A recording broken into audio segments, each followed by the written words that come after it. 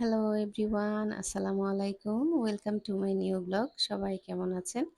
আলহামদুলিল্লাহ আমি ভালো আছি। এই তো আজ শুক্রবার সকাল সকাল ঘুম থেকে উঠে এখন নাস্তা বানাচ্ছি। অ্যাকচুয়ালি সকাল খুব না, একটু লেট হয়েছে ঘুম থেকে উঠতে।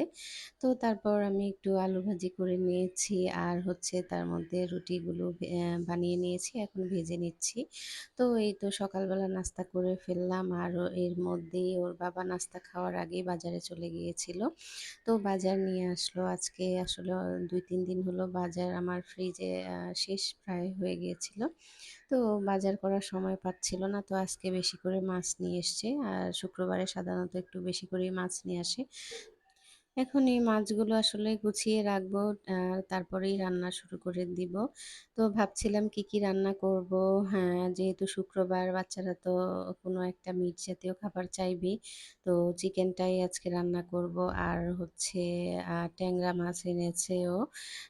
ট্যাংরা মাছগুলো এত তাজা ছিল, লাফাচ্ছিল, এটা তো আমার খুব ভালো লেগেছে যে এই ফ্রেশ মাছ যেহেতু এগুলোই আগে রান্না করব। তো আজকে কি কি রান্না করব দেখাচ্ছি। এই যে ট্যাংরা মাছ রান্না করব, চিকেন রান্না করব, আর এই মাছকে মাথা লেজ এগুলো দিয়ে একটু দুন্দুল দিয়ে রান্না করব। তো এই আজকের মতো রান্না বান্না এটাই করব। তো সেভাবে আমি রান্নাটা তাড়াতাড়ি করে বসিয়ে দিচ্ছি, যেহেতু শুক্রবার একটু তাড়াতাড়ি রান্না শেষ করে নিলে কাজের সুবিধা হয়।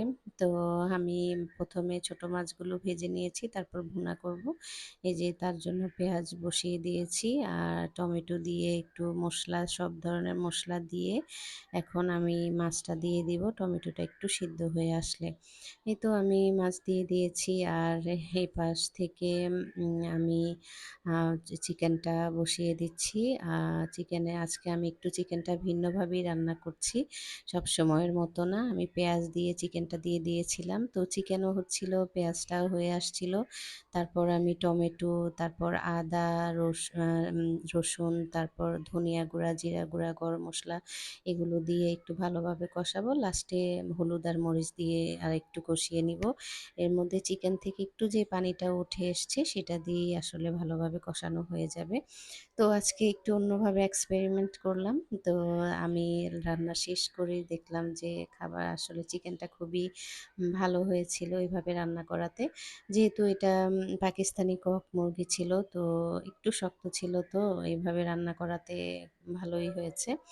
তো এভাবে আসলে একেক দিন একেক রকমভাবে রান্নার এক্সপেরিমেন্ট চলে।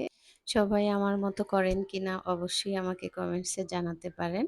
তো এট লাস্ট আমি দুন্দুল দিয়ে মাছ দিয়ে রান্না করব সেটাই বসিয়ে দিচ্ছি। আর আমার রান্নাবান্নাটা প্রায় আ সে একদমই শেষের দিকে। তার মধ্যেই আমি চিকেনটাও ওই দিক দিয়ে আমি বসিয়ে দিয়েছিলাম।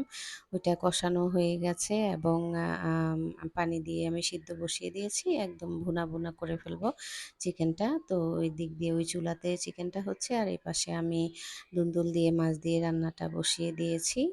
যত তাড়াতাড়ি আসলে রান্না হয়ে যায় ততই ভালো লাগে। অনেক বেশি গরম পড়ছে আজকে ২ দিন। তো আমারও ভালো লাগছে না বেশিক্ষণ রান্নাঘরে থাকতে। এই তো আমার চিকেনটা প্রায় হয়ে গেছে। আর একটু ঝোল কমবে, তারপরেই আমি চিকেনটা উঠিয়ে নিব। আর এর মধ্যেই আমার এই তো দুন্দুল দিয়ে মাছ দিয়েও শেষ। তো আজকের মতো বিদায়। সবাই ভালো থাকবেন।